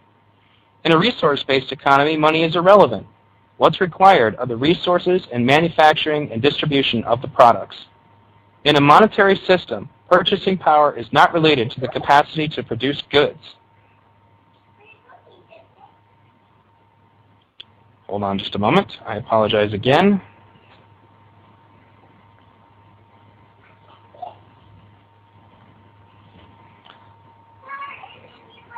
I apologize for that, folks. Just a little bit of a technical difficulty there. Now, as I was saying, in a monetary system, purchasing power is not related to the capacity to produce goods and services. For example, in a recession, there are computers and store windows and automobiles and car lots, but people do not have the purchasing power to buy them. The rules of the monetary system are obsolete and create needless strife, deprivation, and human suffering. In today's culture of profit, we do not produce goods based on human need. We do not build houses based on population needs. We do not grow food based solely on demand, nor do we practice medicine solely to cure diseases. Industry's major motivation is profit. Consider the automobile. To service conventional automobiles, we must remove a lot of hardware before we get to the engine. Why are they so complicated? Simply because ease of repair is not a concern of the manufacturers. They do not have to pay to service the car. An entire subset of the automotive industry is devoted to making a profit from the repair of cars and trucks.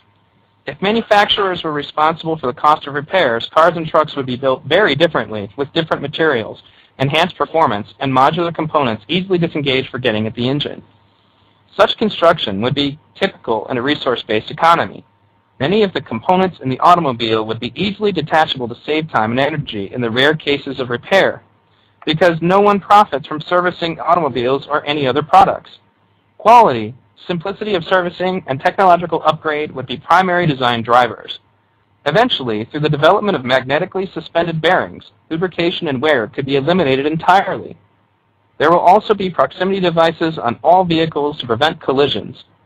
Automotive transport units engineered in this way would be service-free for many years.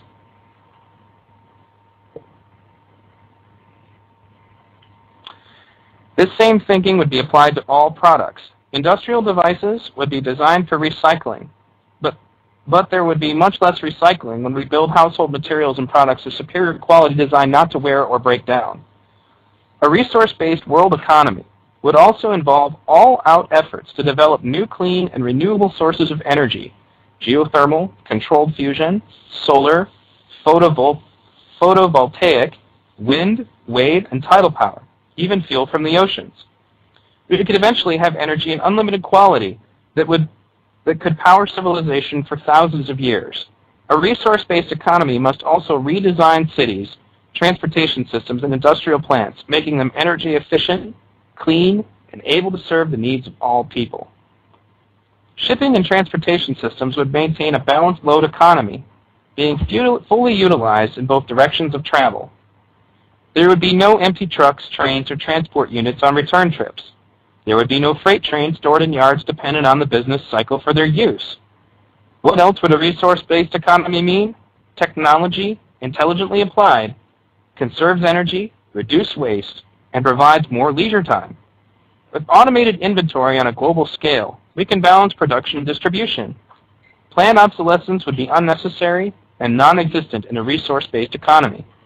Packaging systems would be standardized, requiring less storage space and easy handling. Nutritious and healthy food would be available. To eliminate waste from impermanent products such as newsprint, books, and magazines, a light-sensitive film can be placed over a monitor or TV to produce a temporary printout of the news or other information. This material will hold the information until it is deleted. This would conserve millions of pounds of paper and be a major part of the recycling process. Eventually, most paperwork, including the transfer of money, would be eliminated. As we outgrow the need for professions based on the monetary system, such as lawyers, bankers, insurance agents, advertisers, salespersons, and stockbrokers, a considerable amount of waste will be eliminated. Considerable amounts of energy would be saved by eliminating the duplication of products such as tools, eating utensils, pots, pans, vacuum cleaners, and those 300 wrenches mentioned earlier. Choice is good, but instead of hundreds of different manufacturing plants and all the paperwork and personnel required to turn out similar products, only a few of the highest quality would be needed to serve the entire population. Our only shortage is the lack of creative thought and intelligence in ourselves and our elected leaders to solve these problems. The most valuable, untapped resource today is human ingenuity. With the elimination of debt, fear of losing one's job will no longer be a threat. This, combined with education on how to relate to people in a more meaningful way, could reduce mental and physical stress, leaving us free to explore and develop our abilities. If the thoughts of eliminating money still troubles you, consider this. If a group of people with gold, diamonds, and money were stranded on an island that had no resources, their wealth would be irrelevant to their survival. It is only when resources are scarce that money can be used to control their distribution. One could not, for example, sell the air we breathe or water abundantly flowing down a mountain stream. Although air and water are valuable in abundance, they cannot be sold. Money is only important in a society when resources for survival are rationed and people accept money as an exchange medium for the scarce resources. Money is a social convention, an agreement, if you will. It is neither a natural resource nor does it represent one. It is not necessary for survival unless we have been conditioned to accept it as such. What will motivate people? Some people claim the free enterprise system and its competition creates incentive. This is only partially true. It also creates greed, embezzlement, corruption, crime, stress, economic hardship, and insecurity. Most major developments in science and technology resulted from the efforts of very few individuals working independently and often against great opposition. Goddard, Galileo, Darwin, Tesla, Edison, Einstein, etc. These individuals were genuinely concerned with solving problems and improving processes rather than with financial gain. Despite our belief that money creates incentive, we seldom trust those whose sole motivation is monetary gain. This can be said about doctors, lawyers, entertainers, and those in just about any field. If the basic necessities are available, what will motivate us? Quite simply, the things we care about. Children reared in affluent environments in which food, clothing, shelter, nutrition, education, and much more are provided still demonstrate incentive and initiative. On the other hand, overwhelming evidence supports the idea that malnutrition, unemployment, minimum wages, poor health, lack of direction, lack of education, homelessness, no appreciation of one's efforts, poor role models, poverty, and bleak prospects for the future can and do destroy incentive and the drive to achieve. One aim of our new social design is to encourage a new incentive system that is no longer directed toward the shallow and self-centered goals of wealth, property, and power. These new incentives would encourage people towards self-fulfillment and creativity, the elimination of scarcity, the protection of the environment, and most of all, concern for their fellow human beings. The air we breathe, clean water, sunshine, forests, and nature, for the most part, support life without without charge. With good nutrition and a highly productive, humane society, people will evolve a new incentive system. Without the need to work just to survive, there would be enough new things to explore and invent that the notion of people sitting around doing nothing seems absurd. The lack of incentive we see in our present culture happens when people dare not dream of a future that seems unattainable. Each phase of social evolution creates its own incentive system. In primitive times, an incentive to hunt for food was generated by hunger. The incentive to create a javelin or a bow and arrow evolved as a process to support the hunt. With the advent of the agrarian revolution, the motivation for hunting was reduced, and incentives shifted to the cultivation of crops with supporting implements, the domestication of animals, and protection of personal property. In a civilization where people receive food, medical care, education, and housing, incentives will again change appropriately.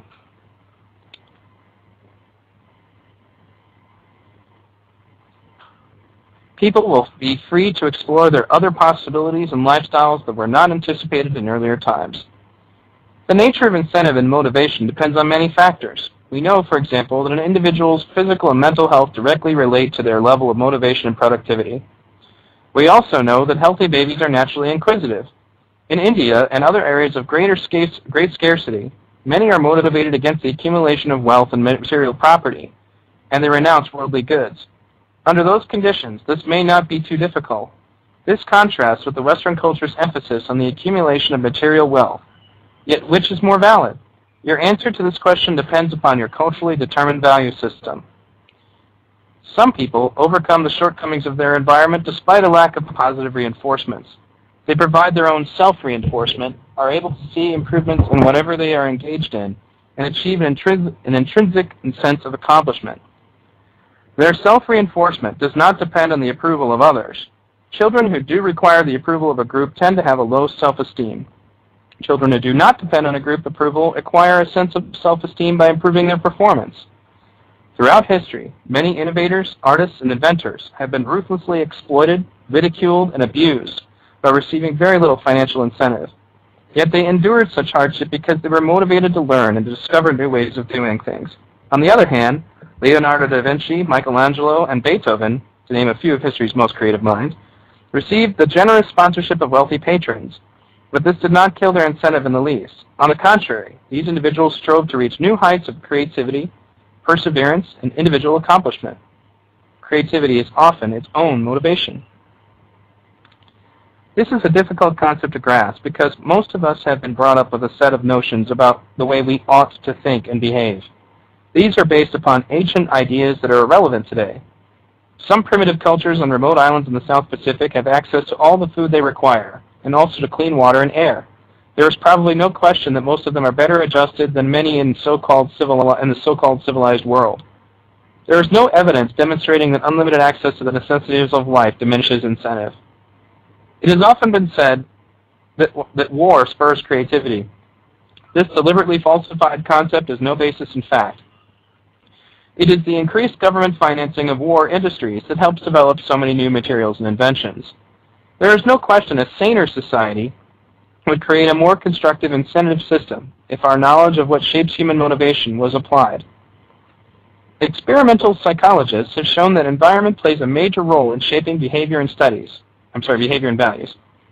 If constructive behavior provides appropriate rewards during early childhood, then a child is motivated to repeat the rewarded behavior, provided the reinforcement meets the individual needs of the child. For example, a football given to a child whose interest is botany and not football would not seem like a reward from the child's point of view. It is unfortunate that many individuals in society today are not rewarded for creative behavior. In a resource-based economy, motivation and incentive will be encouraged through recognition of and concern for the needs of individuals. This means providing the environment, educational facilities, good nutrition, health care, warmth, love, and security that people require. Love and extensionality. For centuries, love has been a dominant word in our vocabulary. The definition varies so much today that the word has become almost meaningless. Love is subject to many different interpretations, most of them irrelevant to the behavior associated with it. Perhaps the word love may one day be redefined in more relevant terms, such as our being extensional to one another. What is being extensional? Our arms and hands enable us to pick up and rotate objects, and to view them from many different positions. Our arms and hands are extensional devices, along with our eyes, ears, nose, and the rest of our physical body. When a single individual builds a log cabin, it may take a long time to complete. With the help of several neighbors, the job can be completed in a short amount of time. Neighbors become extensional to this individual. The same is true of an entire community that acts in supportive manner towards each other. In the physical sciences, a structural engineer must work with the metallurgist to improve the strength and quality of structural materials. The two and their skills, their teamwork, are genuinely extensional. The physical sciences are the closest approach to genuine extensionality. Rather than being directed at a single individual, genuine extensionality serves all people equally. For instance, when contaminated water is purified, it benefits any person who uses the process. Vaccinating children to prevent a disease is not only extensional to the individual, but also to almost everyone else from whom they are in contact. Identifying conditions responsible for a disease is extensional and beneficial to all people, regardless of their personal values and philosophy. When different nations share technology intelligently, it is extensional to all people, regardless of independent beliefs and national interests. Corporate systems, however, chiefly benefit owners and shareholders. When inventions serve the needs of all people, they will truly be extensional. Knowing the difference between governments and people who merely verbalize good intentions as distinct from those who display actual extensionality is essential to advancing civilization both physically and intellectually. When a bank lends money to an individual, there is a benefit, but it comes at a cost called debt and obligation.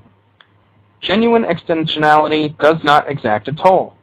Extensionality, at its most basic, is an act of kindness one does without the debt being incurred by the other person. The more people become extensional to one another, the richer the civilization and the interaction between individuals become. In the future, instead of asking, do I love this person, one might identify the specific areas of extensionality that one shares with them. Would all the people in such a cybernetic society be uniform? Yes, in some ways they would. For example, everyone would understand the importance of extending maximum courtesy to all nations and to one another. They would share an intense curiosity for all that is new and challenging. With better understanding of people, could possess a flexibility of outlook unknown in previous times, free of bigotry and prejudice. In addition, the people of this new society would care for their fellow human beings and about the protection, maintenance, and stewardship of Earth's natural environment. Everyone, regardless of race, color, or creed, would have equal access to the amenities that this innovative culture could supply. Something for nothing. Some people question the morality of receiving something for nothing. Once when I was speaking at a college, a student expressed opposition to the idea of getting something for nothing. I asked if he would answer a personal question. When he replied yes, I asked him, "Are you paying your way through school or are your parents?" He admitted his parents were. I pointed out that if he really did believe people should not receive something for nothing, then in the event of death, he would prefer his inheritance go to the heart or cancer fund rather than to him. Needless to say, the student was opposed to this idea. Just by being born in a developed country, we get many things for nothing, such as the telephone, the automobile, electricity, and running water. These gifts of human ingenuity and invention do not degrade our lives, but rather enrich us. What degrades us is our lack of concern for those unfortunate enough to experience poverty, hunger, lack of medical care, and war. The social designs that are proposed in this writing merely provide an opportunity for individuals to develop their fullest potential in whatever endeavors they choose, without the fear of any loss of individuality. I'm going to say that again for all of those of you who continue to forget that this guy is in about individuality, but without the fear of any loss of individuality. There, I feel better now. What guarantees people the right of participation? The reason for corruption is someone getting something they consider valuable out of an act. Without vested interests or the use of money, there is little to be gained by squelching opinion, falsifying information, or taking advantage of someone. There are no underlying rigid social barriers to limit the participation of someone or to restrain the introduction of new ideas. The objective is full access to information, goods, and services for all, a state of affairs that will enable people to participate in the exciting challenges of this new society. How would resources be distributed equitably in a resource-based society? Distribution of goods and services without the use of money or tokens would be accomplished through the establishment of distribution centers. The distribution centers would be similar to expositions where the advantages of the new products could be explained and demonstrated. For example, if you visited Yellowstone National Park, you could check out a camera or camcorder, use it, and then return it to another distribution center of drop-off, eliminating storing and maintenance. Besides computerized centers throughout communities where products will be displayed, there will be a 3D flat-screen imaging capabilities in each home. If you desire an item, an order can be placed and the item automatically delivered directly to your residence. Raw materials for the manufacture of products can be transported directly to manufacturing facilities by automated transportation sequences such as boats, monorails, maglev trains, pipelines, and pneumatic tubes. An automated inventory system can be connected to the distribution centers and manufacturing facilities, thus coordinating production with the demand and providing a constant evaluation of preferences and consumption. In this way, a balanced load economy can be maintained. Shortages, overruns, and waste could be eliminated. In conclusion, in contrast to today's national security mania for intruding on everyone's privacy, in a resource-based economy, no one need take from another. It will be socially offensive and counterproductive for machines to monitor the activities of human beings, but more to the point, there will be no reason for it. A main purpose of this new social arrangement is to create an environment that will encourage the widest range of individuality, creativity, constructive endeavor, and cooperation without any elitism, technical or otherwise. Significantly, a resource-based economy would generate a far different incentive system, one based on human and environmental concern. This would not be a uniform culture, but one in a constant process of growth and improvement.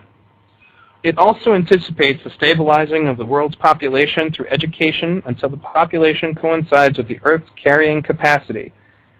When population exceeds the capacity of the land, many problems such as greed, crime, and violence emerge. As we enhance the lives of others, protect our environment, and achieve abundance, our lives can become richer and more secure. If these values were put into practice, we could achieve a much higher standard of living within a shorter period of time, one that would continuously improve. In the society of the future, when the monetary system and scarcity are replaced by a resource-based economy and most of our needs are met, private ownership as we know it will cease. The concept of ownership would be of no advantage in a high-energy society. Although this is difficult for many to imagine, even the wealthiest person today would be better off in a high-energy resource-based society. Today's middle class live far better than kings of the past. In a resource-based economy, everyone would live better than the powerful and wealthy of today. People would be free to pursue whatever constructive field of endeavor they chose, without the economic pressures, restraints, and taxation that are inherent in the monetary system. By constructive endeavor, we mean anything that enhances the lives of the individual and others. When education and resources are available to all without a price tag, there will be no limit to human potential. With these major alterations, people will live longer, more meaningful, and healthier lives. The measure of success would be fulfilling one's individual pursuits rather than acquiring wealth, property, and power.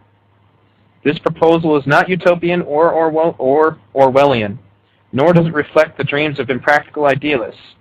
Instead, it offers attainable goals requiring only the intelligent application of what we already know. The only limitations are those which we impose upon ourselves. Well, that's the end of that chapter. I'm going to bring my panelists back on here. I'm going to start with you, Jackie. Did you have any comments on that chapter? I went first the last time. I'd like to hear what other people have to say and maybe chime in towards the end. Okay. Chris and Brian? Okay.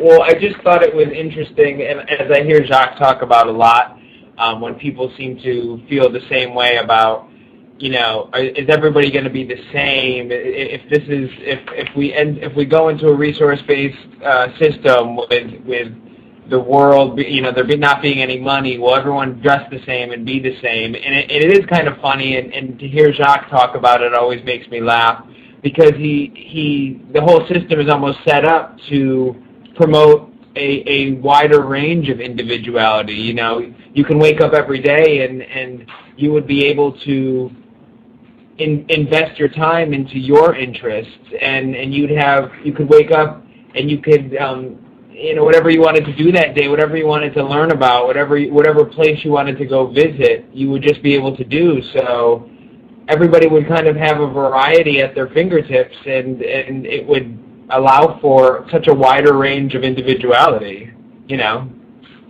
I certainly agree, and I do want to comment on one thing that comes up frequently, is that people look at the artwork that Jacques does, and they see that people in that artwork are usually wearing the same clothing. And they think that means that we're going to create some kind of special rules that force you to do that, and that's totally bogus. The truth is that Jacques just exposes the fact that fashion, for the most part, is crap. It's an invention basically to make money. I mean, if you want an example of that, when I was growing up, Guess jeans were the end thing, and I was made fun of for wearing Wrangler or Rustler jeans. The only difference between Guess jeans and Wrangler or Rustler jeans was that Guess jeans had a white triangle with a question mark on the front of them, and that was it. They weren't different at all. Fashion is crap. That's why people have eventually overcome that and just won't care about it anymore. Yeah, and I feel that how can people seem to think there's individuality today when I see tons of American Eagle and Abercrombie shirts and Gap shirts? It's all the same. There's about a handful of different things that most people wear, and they're just in different colors. So I'm not sure if that's what they mean by individual, like where they're going to lose this individuality of multiple colors from the same store and make a T-shirt. I don't really understand it. I mean, when the biggest retailer and the biggest grocery line is Walmart, that individuality is not exactly the forefront of this society that we're in right now. We're all sort of like sheep that are just walking through this system. And it is funny because there are a lot of responses about this. People visualize the future as far as how, Jacques Fresco has seen it and portrayed it in the Venus Project as this thing where it's like these robotic drones that are going through life all being the same.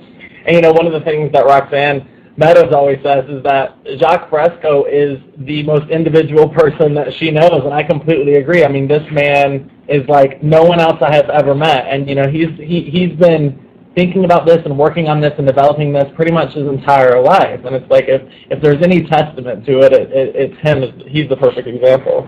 And really, the truth is, it's not even what you wear, but really what you think that makes a person an individual.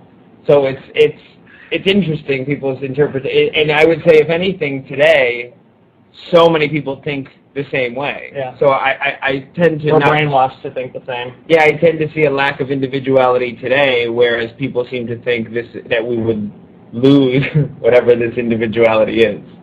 I totally agree with that point too. Now, Thunder, did you have any comments? Yeah, I agree with what they're saying. I think a lot of the resistance that we're seeing now is really based on ignorance and fear. And, all we can do is continue to educate and say, well, here's what you need to be thinking. And going back to a previous point earlier that the guys brought up about how so many people tend to think based on today's knowledge, today's understanding, and that's what's limiting them from understanding what the Venus Project is proposing. So they need to coin an old phrase, think a little more outside the box and outgrow some of this limiting present-day thinking that they have, and then they can maybe be more open to it. I wanted to jump off topic for just a quick second and let the people know in the chat room that we're not ignoring them. Somebody was in here earlier, V, and I don't see him in here now. He seemed to raise what he thought was an important point, and I wanted to see if you wanted to address it. The book, The Best That You're Reading From, The Best That Money Can't Buy, is not available as a PDF as far as I know. It's not being offered for free, and he seemed to have a problem with that. He thinks the book should be free, and if they want to make money to help their cause, they should be selling T-shirts and things like that. And I think, unfortunately, he's not here to address, but I think for the listeners, maybe you could just do a little piece on that, a comment on that, to make people understand that they have bills to pay too, and the very system that we're all trying to outgrow and do away with still has us handcuffed in certain ways. Well, I guess what I would say to those people is the same thing like, I ask for donations to help me keep this show going, okay? And one of the reasons for that is because, unfortunately, we still function on a monetary system. And what I would tell people, basically, is you got to understand, I mean, Jacques and Roxanne have been doing this for a very long time out of their own pockets. And I'm not going to get into their financial situation, but I can tell you that running the Venus Project is very expensive, and they've just been doing it out of the kindness of their own hearts, okay? And basically nothing else. I mean, until recently, it's like I even suggested at one point that we might have a money bomb for the Venus Project, and they didn't want it. They don't really want large quantities of money. They just want to be able to keep this message alive and be able to keep things going. And when it comes to that book, Jacques spent a lot of time on it. I'd like to be able to, if you, tell you what, fight for a resource-based economy, and then all books will be in PDF. Then we'll be able to do that. Until we get there, though, to be honest, I'm glad that I have my book. I strongly recommend it to anybody else who wants to get it. And until we can get out of that system, unfortunately, there's going to be a cost that's incurred with with the efforts that these people bring out. It's just that simple. I'd love to be able to do my radio show without ever having to ask for $1 from anybody. Unfortunately, Comcast doesn't care that I'm trying to save the world. So can I go ahead? Can I go ahead and add something to that? Just being here on Venus and kind of now seeing the day in and day out, things that go on here. It's literally work all the time. I mean, this is a big plot of land. I mean, we live within the monetary system. There are no everything that's on this planet, for better or worse, is pretty much owned by somebody. So, really the key thing here is education first and foremost, until there can be the money to have a sample or an experimental city going and to feature films and stuff like that, which takes a big budget in order to accomplish those tasks. So, but even on the day in and day out, doing electricity so that there can be books shipped and mailed and emails can be answered and editing can be done and equipment to do the editing on, to make videos, to just keep educating the public on this direction, this vision, it costs money. There's nothing, you know. I don't understand where the you know, confusion is for people, because it's just like, well, how would Jock and Roxanne and us here helping them continue to educate people if we didn't have the money to buy the materials to do things like that? So I just don't understand their disconnects with that. Plus, I'd like also people to understand that they're getting their money's worth. And when you think of all the stupid junk we throw money away on every single day, you know, from, you know, good point. You know, Starbucks coffee to, you know, Gatorade. I mean, all the garbage we put in our bodies. I mean, it's just, you know, don't do that for a week and buy this book for $25, and, you know, you're going to get something that's going to go into your body, go into your mind, and that's going to be a real education. Yeah, people need to understand that Jock and Roxanne, and I think it's fair to assume, are not making millions of dollars off this book so that they can drive limousines and go to Starbucks 3 times a day, like you said, Jackie. And so I don't know why people seem to be so offended by the fact that they're charging money for a book only to be able to continue to produce the book. And it's a worthy purchase. It's something that you're getting value for your money. I mean, money to me represents time of my day that's taken away from me. And, you know, I'm going to put it towards things that are going to be of a benefit, not just to myself, but to other people, because that's my philosophy. And you know what? Brian and I are in our 20s, and it takes a lot for us to keep up with Jock and Roxanne. I mean, they are focused on the Venus Project, and it is a all-day thing. I mean, they don't. I don't know if they've taken a vacation in the entire time, 30-some years they've been on this, you know, plot of land working on it. You know, they are always working on it. It is a constant thing. So, you know, I wish people knew that and could see that, and I really want to get that out there, because they could use more funding. You know, they can use more people donating and buying more books and getting it out there. They really could. Yeah, I'm actually kind of glad this book isn't in PDF format, because I think, you know, it's just, it supports something that's really, that we need, and that's the Venus Project. I mean, that's what we're here about. That's why we're here talking. And I have to admit that when I met Fresco, you know, I had that 6.5-hour tour, which to me is a tremendous amount of time for anyone to spend with anybody.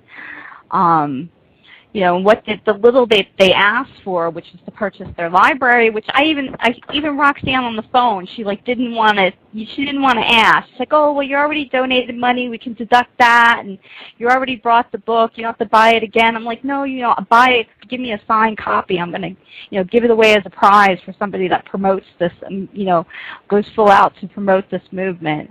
And you know, they don't want to ask. Nobody wants charity. I mean, you know, no respectable person, you know, wants to live off of charity. I mean, that's the mindset that we live in, you know, that we have to earn our own way in this world, and that's what we're trying to move away from, because we're realizing that we're at a technological point where we don't have to think like that anymore.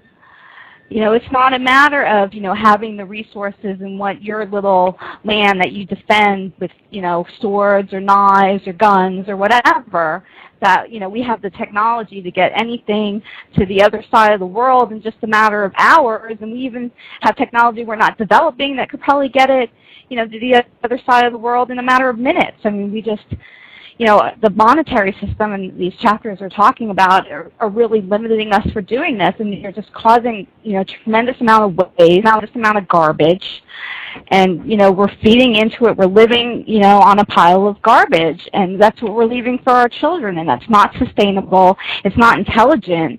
And the thing that really attracted me to the Venus Project and to the Zeitgeist movement was here was an intelligent solution. For the first time, you have all these Band-Aid grassroots organizations out there that are addressing like one problem here and one problem there, but they're not addressing the foundation of it all, which is the system that's corrupt. Yeah, the monetary system, you know, was good in the sense where, you know, you had a system of exchange and bartering of goods so that you can get more out there and get more exposure to things, but it's grown to such a proportion that the game's been rigged, for one. You know, it's a scam. There's so many people that have just gotten their claws into it. And, if you look at history, I mean, you don't even have to go into conspiracy theories. I mean, all you have to do is look at the history. And you think these people, when the Federal Reserve was was established and income tax was established and they took everybody's gold, and I have to think to myself, what were my ancestors thinking? It's like, what were these people thinking? What were they doing? I mean, you had McCarthyism, you had the Red Scare, you had this, people were unionizing. I mean, people were out there being shot and killed and protesting and marching so that we could have, paid holidays and health care benefits and things like that. I mean, there were children working in sweatshops. And, we have all these machines that were basically replacing things that children were doing. And it's funny about that is that the average capitalist, it's like, for example, I remember, you guys may have listened to my previous show where I was debunking capitalism. It was more specifically addressing a couple of guys who were attacking Chuck Fresco on YouTube.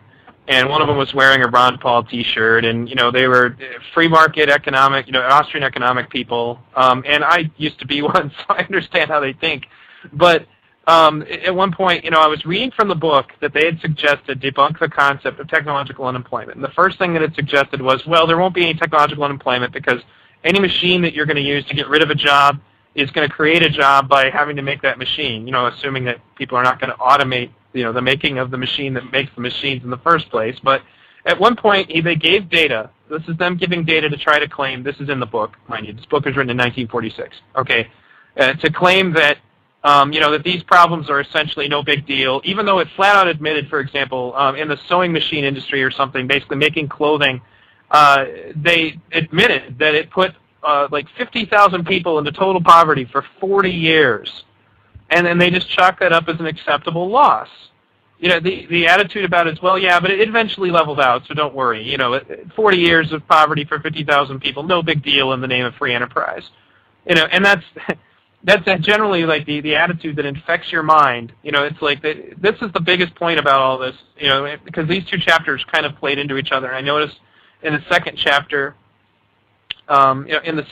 basically they address, this chapter, second chapter we did today, address a lot of the things that we were saying about the first chapter. And largely, I would say, basically to people is to think very heavily about the fact that we're talking about a totally different attitude. I remember when I was on another show that Jacques and Roxanne were on, I called in, and people were asking, well, how are you going to do this without money and all this other stuff? And I remember the point that I made was this, and I actually got to hear Jacques say, right on, right on. I thought it was back in the 60s. But he said, but basically my point was, when you want to go make a peanut butter and jelly sandwich in your mom's house, does your mom ask you to pay for it? No, she doesn't. Your mom essentially is the central computer for your resource-based economy within your house. She sees to it that the resources are distributed equally. If somebody shows up and starts making, say, 6 peanut butter and jelly sandwiches, that's when Mom pipes up and says, hey, that's not such a good idea. However, when Mom goes to the grocery store, she makes a list, and in this list are the resources that are required to take care of everybody in her home. Okay? And that's essentially what we propose on a global scale, that human beings essentially need to surpass this concept, of fighting each other for resources when we could be essentially creating a system where the resources are adequately distributed to everybody. And that's basically a large point about it, is that people don't recognize that these sorts of things are being done already in their own homes. It is possible. It's just a matter of a change of attitude. If your mom asked you to pay for the water you used in the bathtub, you'd look at her like she was crazy. Why would you do that? Maybe when you got older, you might be asked to help contribute to the resources of the household, and that would be fine. But that's the same concept, essentially, is that mankind needs to become a large family. So we're down to the last 90 seconds of the show here. I want to thank all of my panelists for coming on. I want to tell you, my listeners, if you want to support this show, please don't hesitate to donate. I need the money. Thanks a lot. Say good night, everybody. Good night, everybody. Good night, everybody. Good night, everybody. Thanks again, and welcome to this. Another edition of the series of V Radio on the best that money can't buy. And in the last minute of the show, I'm going to say thanks again, and look forward to further broadcasts, and look out for VTV. I will be broadcasting documentaries to help educate you guys, for those of you who don't like to read. Yay! I like to read. Thanks again, everyone. And do what you can to get off the grid. Small steps now, big steps later. Yeah, and people first, profits, they shouldn't even exist. People first. And really start finding ways to point out to people how environment shapes their behavior. Really give it to them in their face. That's my big, in their face, like a hockey power play. Yeah, there you go. Right. There you go. For those that are overwhelmed, just remember this. How do you eat an elephant? One bite at a time. Amen. Thanks again, everybody, and thanks to those who donated. And I will be keeping this up. And thanks again for listening. Good night, everybody. Bye. Bye-bye. Good night.